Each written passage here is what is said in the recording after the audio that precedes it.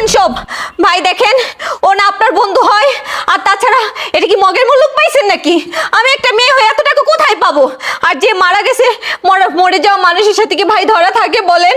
আপনি এটা বলতে পারেন না। শুনেন, এই শুকনা কথায় চিরা বেচবে না। আশরাফ ভাই লক্ষ লক্ষ টাকা দিছে, এই বাড়ি গাড়ি সবকিছু করছেন, সবকিছু আপনাদের জন্য করছে, আমাদের জন্য কোনো কিছু করে নাই। 8 লক্ষ টাকা আমি কেন দিব?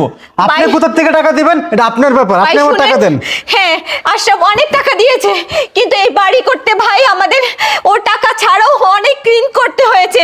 হ্যাঁ, ব্যাংকের কাছে এখন আমরা অনেক অনেক ঋণ রয়ে গেছে দেখেন ভাই।